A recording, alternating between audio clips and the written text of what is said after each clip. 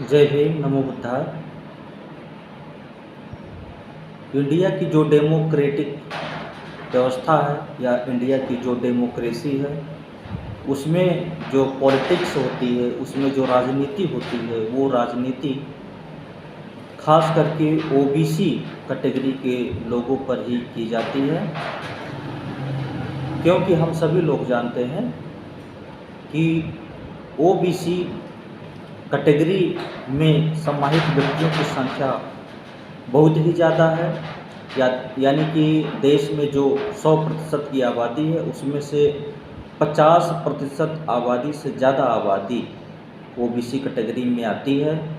तो इसलिए जो राजनीति है वो ओबीसी के वोटरों पर ही की जाती है, क्योंकि ओबीसी की संख्या ज़्यादा है। ओबीसी कैटेगरी में वोटर्स ज़्यादा हैं, इसलिए सभी लोग ओबीसी के वोट्स को पाने के लिए हमेशा तत्पर और संघर्षरत रहते हैं और उनके वोट्स को पा करके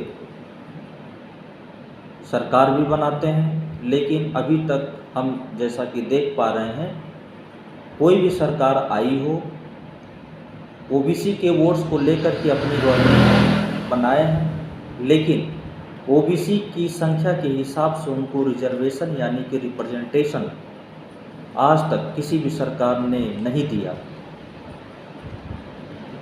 या देने का प्रयास किया भी हो तो सफल नहीं हुए। और ये जो ओबीसी के रिप्रेजेंटेशन की जो बात हम कर रहे हैं, यह कि उनकी संख्या के हिसाब से उनको रिप्रेजेंटेशन मिलना चाहिए लेकिन नहीं मिल पा रहा है, तो इसके पीछे अनेक कारण भी हैं। ओबीसी समाज के लोग अभी ज़्यादा जागृत नहीं हुए हैं, और इसलिए भी नहीं जागृत हुए हैं कि उनका कोई एक ऐसा विचारक नहीं हुआ, एक ऐसा लीडर नहीं हुआ उनके समाज से जो उनका मार्गदर्शन किया हो इतने बड़े पैमाने पर। इस वजह से ओबीसी कैटेगरी के लोग अभी भी पीछे हैं। लेकिन अब स्थिति ये बनी हुई है कि ओबीसी के लोग ज़्यादा से ज़्यादा बुद्धिज़्म को स्वीकार कर रहे हैं, बुद्ध की शिक्षाओं को प्राप्त कर रहे हैं, बाबा साहब के विचारों को अपना रहे हैं। बाबा साहब ने जो राजनीति में या अन्य क्षेत्रों में, सभी क्षेत्रों में जो मार्गदर्शन दिया है, जो रास्ता बतलाया है, उस पर चलने का प्रयास कर रहे हैं। आज हम देखते हैं कि पूरे देश में बुद्ध जयंती हो या अम्बेडकर जयंती हो या सम्राट अशोक की जयंती हो, पहले बहुत ही कम मनाई जाती थी, लेकिन इस वर्ष हमने पाया कि अब जगह जगह पर बुद्ध जयंती का कार्यक्रम, बाबा साहब की जयंती का कार्यक्रम मनाया जाता है। और इस तरह से हम देख पाते हैं कि जहां ऐसे कार्यक्रमों की संख्या में वृद्धि हुई है, वहीं उन कार्यक्रमों में भाग लेने वाले, हिस्सा लेने वाले बौद्ध उपासकों और अन्य व्यक्तियों की भागीदारी की संख्या में भी वृद्धि हुई है।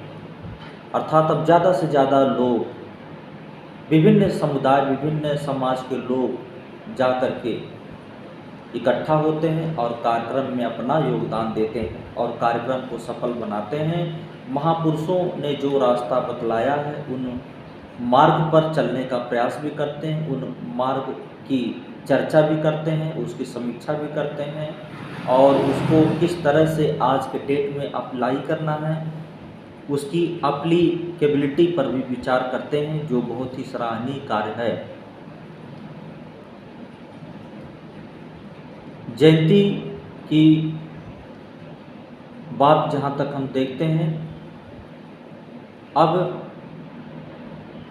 ये जो जयंती है, बुद्ध जयंती हो गई या बुद्ध पूर्णिमा के अवसर पर जो भी कार्यक्रम आयोजित किए जाते हैं, वो कार्यक्रम और बाबा साहब के जयंती के उपलक्ष्य में जो भी कार्यक्रम किए जाते हैं, वो महीनों किए जाते हैं और उसमें लाखों लोग अब शामिल हो रहे हैं और अपने हक अधिकारों की भी चर्चा काफ़ी पुरजोर तरीके से कर रहे हैं, जिसमें सभी समाज के लोगों को भी यदा कदा ये निकेत प्रकारेण देखा जाता है। बहुजन समाज के लोग तो एकत्रित होते हैं, नान बहुजन समुदाय के जो लोग हैं उन्हें भी कार्यक्रमों में देखा जाता है और वो अपना योगदान भी देते हैं। हम देखते हैं कि आज इसमें मुस्लिम समुदाय के लोग भी काफ़ी बढ़ चढ़ कर के हिस्सा लेते हैं और उसके पीछे अनेकों कारण होते हैं। सिख धर्म के लोग भी अब कार्यक्रमों में आने लगे हैं और वो कंधे से कंधा मिलाते हुए बराबर योगदान देते हैं और कार्यक्रम को सफल बनाते हैं और सामूहिक प्रयास अपने हक अधिकारों को प्राप्त करने हेतु प्रयासरत रहने की कोशिश करेंगे, ऐसा शपथ भी लेते हैं, ऐसी प्रतिबद्धता भी जाहिर करते हैं।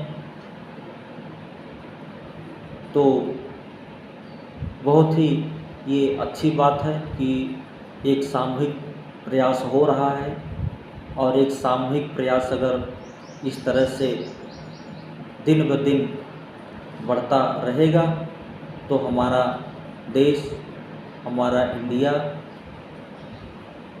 जल्द ही एनलाइटन हो जाएगा और सबका विकास हो पाएगा, सबका सम्मान हो पाएगा, सबको लाभ होगा, न्याय व्यवस्था स्थापित होगी, शोषण खत्म होगा। तो इस तरह से जो जागृति फैलाई जा रही है बहुत ही प्रशंसनीय है।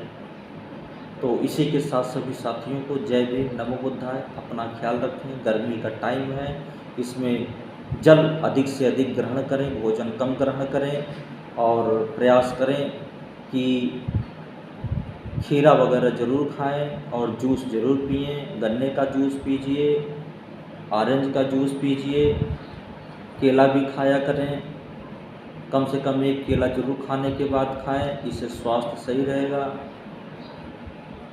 और सबसे ज़्यादा आवश्यक ये है कि जल ज़्यादा ग्रहण करें, भोजन समुचित मात्रा में ग्रहण करें। जय भीम, नमो बुद्धाय, जय मूल निवासी।